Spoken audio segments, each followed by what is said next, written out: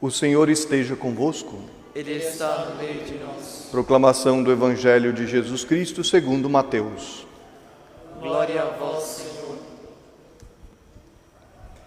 Naquele tempo, Jesus falou às multidões e aos seus discípulos e lhes disse: os mestres da lei e os fariseus têm autoridade para interpretar a lei de Moisés. Por isso, deveis fazer e observar tudo o que eles dizem, mas não imiteis suas ações. Pois eles falam e não praticam.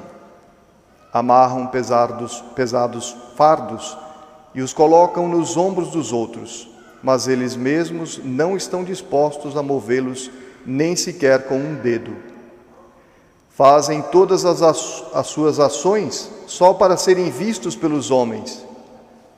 Eles usam faixas largas com trechos da Escritura na testa e nos braços e põem na roupa longas franjas. Gostam de lugar de honra nos banquetes e dos primeiros lugares nas sinagogas. Gostam de ser cumprimentados nas praças públicas e de serem chamados de mestre. Quanto a vós, nunca vos deixei chamar de mestre, pois um só é vosso mestre e todos vós sois irmãos. Na terra não chameis a ninguém de pai, pois um só é vosso Pai, aquele que está nos céus. Não deixeis que vos chamem de guias, pois um só é o vosso guia, Cristo. Pelo contrário, o maior dentre vós deve ser aquele que vos serve. Quem se exaltar será humilhado, e quem se humilhar será exaltado. Palavra da salvação. Glória a vós, Senhor. Ave Maria, cheia de graça, o Senhor é convosco. Bendita sois vós entre as mulheres, e bendito é o fruto do vosso ventre, Jesus. Santa Maria, Mãe de Deus, rogai por nós, pecadores, agora e na hora de nossa morte. Amém. Queiram sentar-se alguns instantes. O resumo desta liturgia está no Salmo. A todos que procedem retamente, eu mostrarei a salvação que vem de Deus. Como proceder retamente? Não pecando, porque todo pecado é o pior mal que existe. Aliás, é o único mal que existe, é o pecado. Depois do pecado mortal, que nos tira a graça de Deus, e por isso ele é chamado mortal, por onde nós expulsamos a graça de Deus e perdemos, portanto, a possibilidade de irmos para o céu, este é o pior mal. Qual é o segundo pior mal que existe? O pecado venial.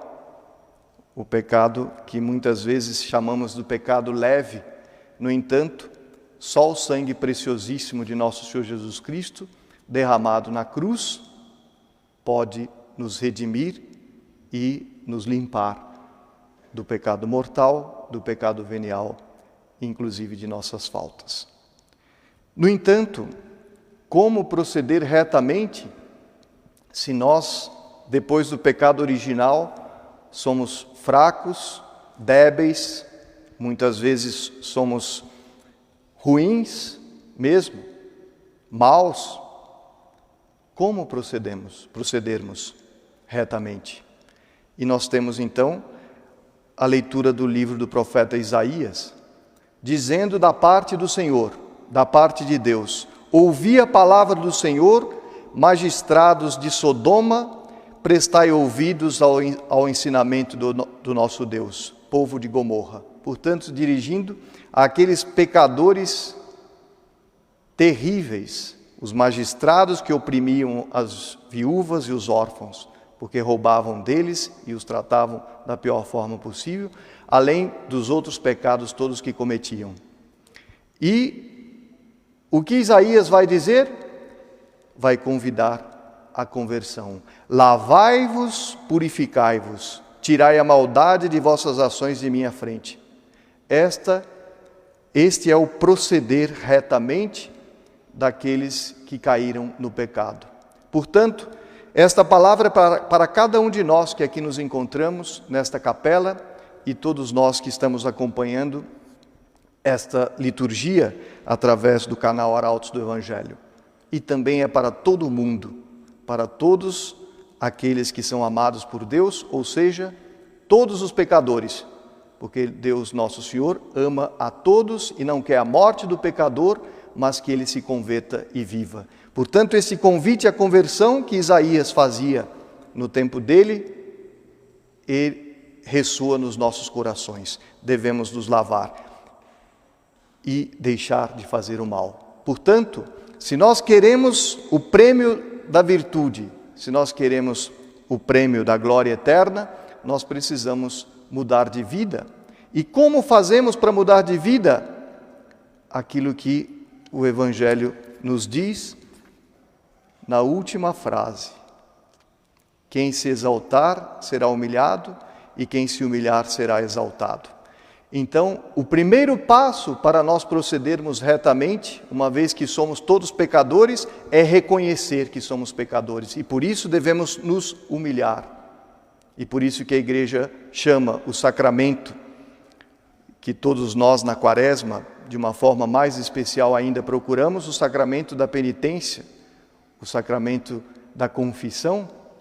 Por quê? Por que penitência? Porque nós nos humilhamos diante do sacerdote, que é ali o próprio nosso Senhor Jesus Cristo, que vai ouvir as nossas faltas, que Ele, nosso Senhor, já conhece, e vai dar o perdão mediante a nossa humilhação. E, portanto, se humilhar diante de Deus significa reconhecer o pecado. E, como diz Isaías, ainda que os vossos pecados sejam como púrpura. O que era a púrpura? É um tecido, uma cor vermelha que chamava atenção por tantos pecados que todo mundo conhecia e via por todos os lados como pecados horríveis, ainda que sejam pecados como púrpura ou como o carmesim, que também era outra cor chamativa, um tecido que chamava atenção. Ainda que esses pecados, portanto, sejam gravíssimos, nós ficarão mais brancos do que a neve e do que a lã. Porque, se nós nos arrependermos, pedirmos perdão, Deus, nosso Senhor, está disposto a nos perdoar. Como? Qual é a condição? Porque a igreja não perdoa pecadores. Nossa, padre, o senhor está afirmando uma coisa que não é verdade. Sim, a igreja não perdoa pecadores, a igreja perdoa penitentes, pecadores arrependidos. Porque se nós nos arrependermos dos nossos pecados, encontramos diante de Deus a misericórdia e o perdão. E o que é misericórdia senão amor ao miserável? Misericórdia, miséria-córdia, coração, amor ao miserável. E esta misericórdia de Deus para nós é infinita. E nós devemos ter a certeza de que se nós procedermos retamente, ou seja, reconhecendo que somos pecadores, nós obteremos o perdão a ponto de as nossas vestes ficarem mais brancas do que no dia do nosso batismo. Quando o nosso arrependimento é perfeito, quando nós fazemos uma confissão bem feita, sincera, dos nossos pecados, com o propósito firme de não ofendermos mais a Deus, as nossas vestes batismais reflorescem e assim nós somos perdoados e Deus esquece das nossas faltas. Se consentirdes em obedecer, comereis as coisas boas da terra, como continua Isaías. Ou seja, já teremos o prêmio nesta terra. Se nós procedermos bem, se nós rejeitarmos o pecado, se nós nos voltarmos para Deus, já teremos o prêmio nesta terra. O que o demônio promete com o pecado? Uma pequena fruição durante alguns instantes. Imagine alguém que tem ódio de alguém a ponto de querer matá-lo. Pode ser que ele cometa o assassinato e tenha um prazer. Eliminei o meu inimigo. O que adiantou aquilo?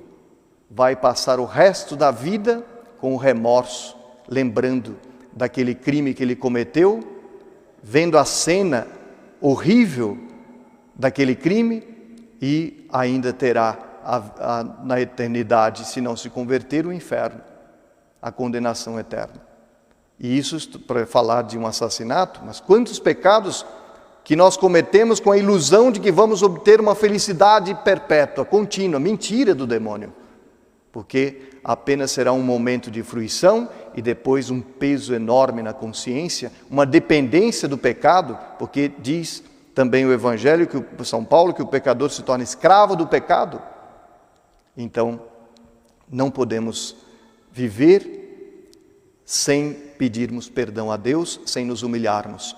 Não podemos ser como os fariseus, que no Evangelho de hoje Nosso Senhor os recrimina e diz que devemos obedecer o que eles dizem, porque eles conheciam bem a lei, eram os escribas e os fariseus, os escribas, os legistas, aqueles que acompanharam Moisés, que formavam uma classe no povo de Israel, e os fariseus, aqueles que tinham começado bem no tempo dos Macabeus, mas que se desviaram a ponto de quererem elogios, quererem aparecer diante dos outros como sendo santos, como sendo virtuosos por dentro. No entanto, era um poço de orgulho, de vaidade, e queriam apenas colocar a lei sobre os ombros dos outros, mas eles não estavam dispostos a cumprir, nem sequer tocar, nem sequer com um dedo, nos fardos que eles colocavam em cima dos outros. Então nós temos que proceder retamente, reconhecendo que não somos nada, mas que Deus é tudo. Não para aparecermos diante dos homens, mas para termos diante de Deus um coração contrito e humilhado. Peçamos a Nossa Senhora esta graça da nossa conversão. Ah, Padre, mas eu já sou uma pessoa que pratico a religião, vou à missa todos os dias, quando não posso ir na igreja por causa da pandemia, assisto em casa. Como estou eu no meu coração? Será que eu não crio justificativas para continuar naqueles pecados que eu ainda não me libertei? Então, vamos pedir esta graça, a graça da nossa conversão sincera, profunda, e assim, a todos os que procedem retamente, como diz o Salmo, eu mostrarei a salvação que vem de Deus. Louvado seja nosso Senhor Jesus Cristo, para sempre seja louvado.